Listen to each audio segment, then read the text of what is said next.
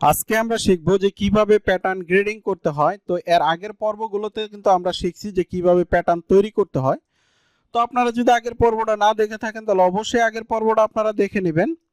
তো আজকে আমরা শিখবো যে কিভাবে প্যাটার্ন গ্রেডিং করতে হয়। আর গ্রেডিং করার জন্য আমরা মেজারমেন্ট স্পেকে যাব, যাওয়ার পরে এখানে আমরা গ্রেডিং গুলো আগে বের করে নিব। হ্যাঁ, তো আমি এই কালারটা আমি রিমুভ করে দেই।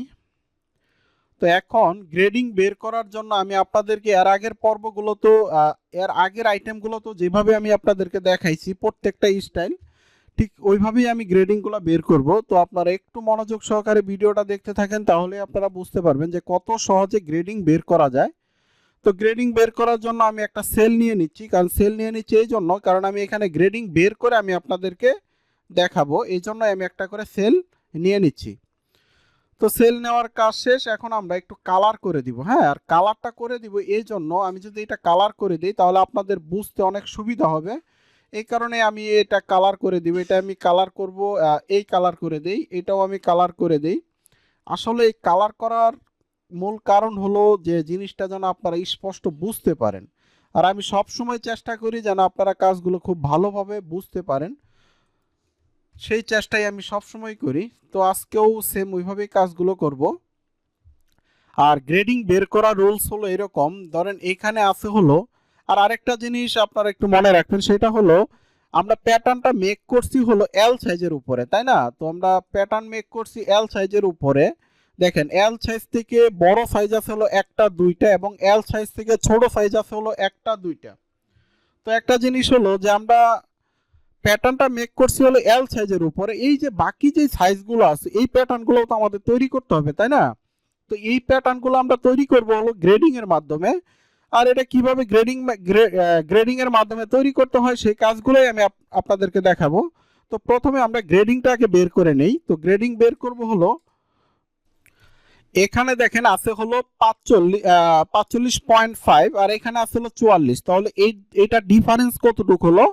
এটা ডিফারেন্স হলো 1.5। তারপরে দেখেন এখানে আছে হলো 47 আর এখানে 45.5। তাহলে এটা ডিফারেন্স কত হলো? আমরা যদি একটু ক্যালকুলেশন করি তাহলে আমরা দেখতে পারবো এটা ডিফারেন্স। এখানে আছে হলো 47, আমরা যদি মাইনাস করি হলো 45.5, তাহলে আমরা এখানে 47 মাইনাস হলো 45.5, তাহলে এখানে ডিফারেন্স হলো 1.5। তাহলে এটাও গ্রেডিং হবে হলো 1.5। তারপরে এই যে ছোট সাইজগুলো দেখেন, এখানে আছে হলো 44 আর এখানে 42, তাহলে এটা ডিফারেন্স কতটুক? 2। তারপরে এখানে আছে হলো 42 আর এখানে 40, তাহলে এটার ডিফারেন্সও 2। আচ্ছা, তারপরে এখানে আছে হলো 29 আর হলো এখানে আছে হলো 29.7, তাহলে এখানে এটা ডিফারেন্স কতটুক? 0.7। তারপরে দেখেন এখানে আছে হলো 29.7 আর হলো 30.4, তাহলে এটা ডিফারেন্স কতটুকু আছে? 0.7। আচ্ছা, তারপরে আমরা দেখি এদিকে ডিফারেন্সটা কতটুক, এখানে হলো 29 আর এখানে হলো 28.3, তাহলে এখানে কত হবে? এখানেও 0.7। তারপরে আপনি এখানে দেখেন 28.3 আর হলো এখানে 27.6, তাহলে এটা ডিফারেন্স কত হলো? আমরা যদি একটু ক্যালকুলেশন করি তাহলে 28.3 মাইনাস হলো 27.6, তাহলে এইটার ডিফারেন্সও দেখেন 0.7। তারপরে আমরা এখানে দেখতে পাচ্ছি যে হ্যাম উইথ, এটা হলো এখানে হলো 39 আর এখানে 40, তাহলে এখানে কত? 1। এখানে 40 আর এখানে 41, তাহলে এটাও 1। এখানে 39 এখানে 37, তাহলে এটা 2। তারপরে এখানে দেখেন এখানে 37 আর এখানে 35, তাহলে এটাও হলো 2। তারপরের গ্রেডিংটা যদি আমরা একটু চেক দেই, এখানে হলো 44 আর এখানে হলো 45.5, তাহলে এটার গ্রেডিং 1.5।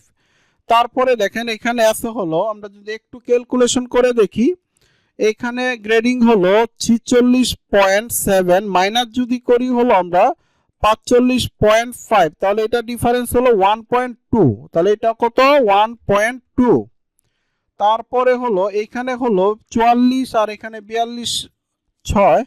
44 মাইনাস যদি করি হলো 42.6, তাহলে কত হয়? 1.4। তারপরে এখানে হলো 42, 6 আর এখানে 43, 3, তাহলে এখানে ডিফারেন্স কত? 42.6 মাইনাস 43.3, তাহলে এখানেও ডিফারেন্স হলো 0.7।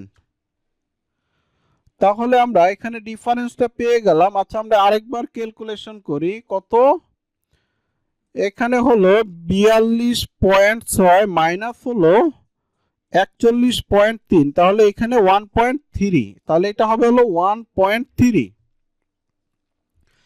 তো দেখেন আমাদের কিন্তু গ্রেডিং বের করার কাজ মোটামুটি কাছাকাছি হয়ে গেছে, একটু গ্রেডিং বাকি আছে।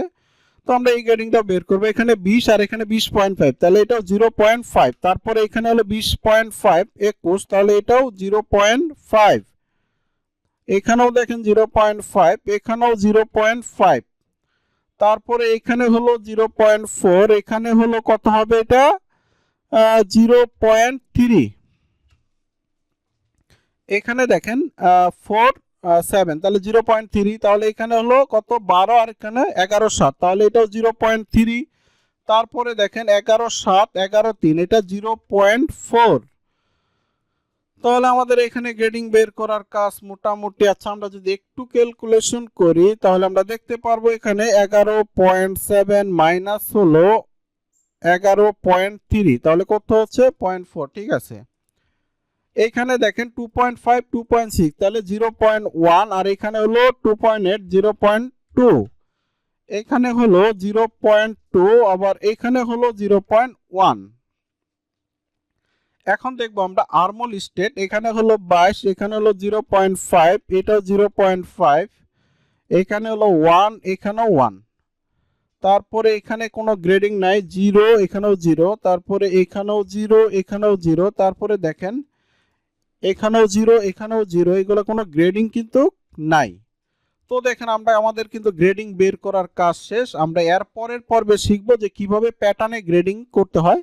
এই কাজগুলোই আমরা এর পরের পর্বে শিখব।